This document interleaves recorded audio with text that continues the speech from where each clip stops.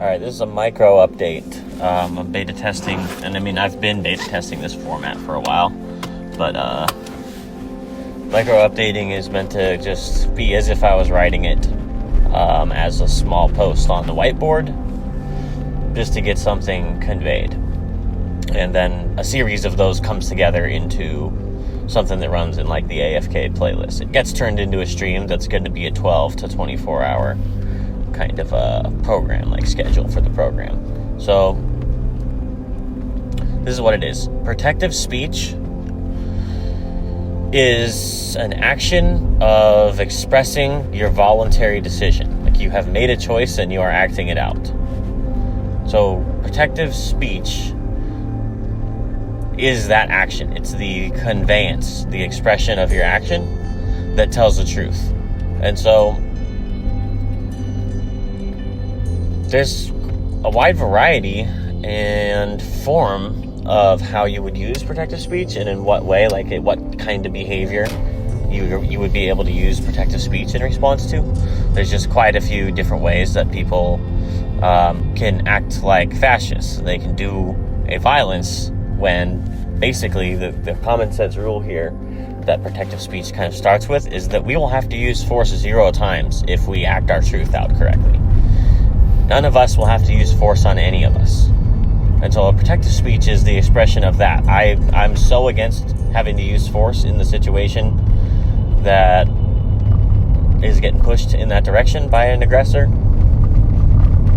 that I've been innovating in this thought. And so the innovation leads to this. You can try and stand on these limits and restrictions I'm placing if you want to, but just you standing there over and over trying to tell me not to put this requirement and rule in place, it's not going to knock it down. It's still going to stand. You can stand on it all you want. I'm not modifying my rules in this protective speech situation. And that's the expression of it is my decision. I have voluntarily chosen in this particular situation. I'll just define what I think is the best starting point to think about protective speech, to like learn about it. The best starting point in that is to consider a domestic abuse exchange. Basically, you have to consider what it means to have a toxic pattern, a harm pattern being done. In that situation, the person that's being attacked, the person that's the recipient of the aggression, is basically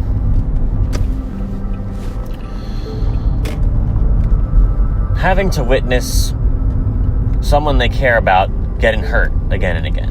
Because the thing is, the person doing this behavior is harming themselves. It's a self-harm that hurts other people while they're doing it. So the protective speech comes to the basic realization that your decision to terminate that harmful situation, your decision to terminate its happening, is something you hold. It is an object that you have. It's the disinvite object. You can voluntarily choose not to allow contact from the person who has basically de-authenticated. They have chosen to engage in griefing, destructive action, instead of anything but using force on each other, common sense unity. That is what domestic cooperation means. Any domestic cooperative situation performs the function of family, which is to not use force on each other, to basically leave each other in charge of some room politics to each one of you, and to say he wants to be in his room without you, so there is absolutely no reason for you to disregard that and step on top of that protective object. That's a protective surface, like a wall. You have to understand what walling is and what rooms are, in the sense of the fact that we don't need to hurt each other. We don't need to use any kind of harmful action toward each other. There's just not a necessity for that. We can truthfully express reality and be in it and stop trying to rewrite it. Protective speech is just the acting out of that, to say I will stand for this value because it's the right process. I'm not going to stand there and let you take my wall object down and come through and destroy the peace. I will go away from wherever you try to do that, and you won't be permitted. You won't have permission. I'm the grantor of that permission, and I intend to do so with full rational. I intend to do so from a completely rational ground that expresses and that actualizes the fact that it is, in fact, my voluntary decision whether or not to go near somebody who's failed to protect the structure of my being and dealt severe damage to it in a way that shows whole disregard for being asked to never act that way again, and being asked to, let me give you a chance to put down that object you just swung as a weapon and don't use any more weaponry right in this moment. You have the decision to do that, and in showing basically the inability to control oneself well enough not to escalate situations and then trap the person from trying to get out of the escalation, say, I'm not in this, I'm not gonna do a forced conflict with you. A series of escalating experiences like that is, I guess, what I would say taught me the protective speech action and the rule set of it. To get real liberty, to get real freedom, or to have real liberation, which is what enlightenment really is concerned about. It's concerned about removing the weight. So you're enabling this ease, this ancestral sensibility, information you get from the overall action of being, which has and always flow up to the moment you experience, up to the moment there is an experiencer or an asker there. And that there-ness is the thing that your liberty is expressing. And when you express it, it's whole. It's true whole peace. Because you're there. The aggressive person, the person who wants to rule the world, and this is a coercion illness. This is a mental illness that stems from, I think, a variety. I think there's a variety of abuse proclivity illnesses that have some variances and some different categorization and levels of dangerous, I think you can describe in them. But the coercion illness removes yourself. When you have to imagine that you're in the room and there's no objects in the room. You're just in it. You're kind of imprisoned in the room. There should be things there, but nothing's there anymore. You're just an empty room. And you can't really leave it. You found yourself there. You've found that it's not fair. You've found that it's the really dark place. And imagine that you're trapped and imprisoned in this room. And your aggressive behavior has taken you there, removing everyone else and everything else from it. And so you realize that's not fair. You realize you have harmed yourself by driving everybody from you in a damaging way, in a way that damages the structure of our being. And in that you realize, so what's the antidote to this? What's the way to do it? The way to do it is get the truth. The aggression is a lie. Fear is a fucking liar. You get a hold of what truth is and you say, no, this is my voluntary decision whether to permit you in the space where I am. That's my there-ness. If you infringe it, that is harming the structure of our being. You know, we can build up structure in our being with gratitude, which is only truly found after you discover the hells that there are. Once you have been to hell and seen these sufferings, that points out to you what the troubleshooting is, what the math of it functioning optimal and of a non-coercion, anti-authoritarian partnership languaged interaction experience, a partnership languaged gameplay is true multiplayer being. You have the choice to make, but you have to act it out. And you have to tell the truth. It's up to you to not allow others to make you unwell, to make you lose your shit.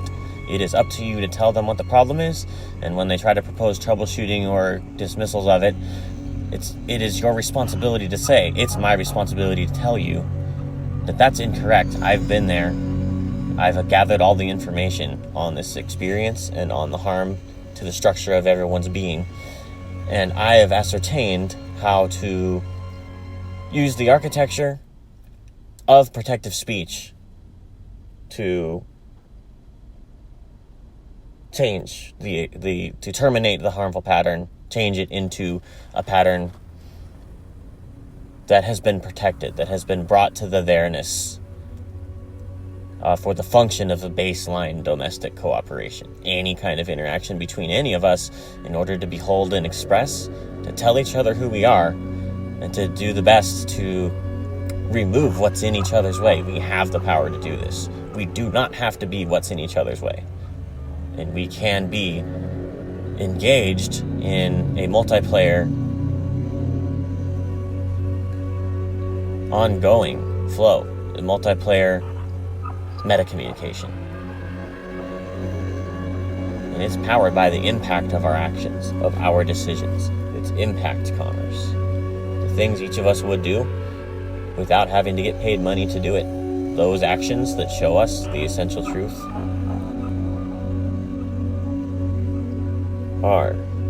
these actions are the impact commerce purchases. We are purchasing what it is we want with those actions. It's the impact purchase.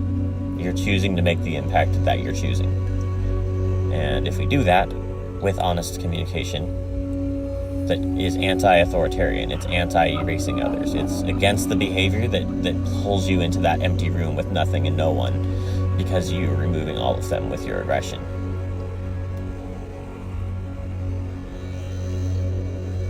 Language is basically the game world. It's the gameplay system. The reality is made of language. The language we have to act out this protective speech idea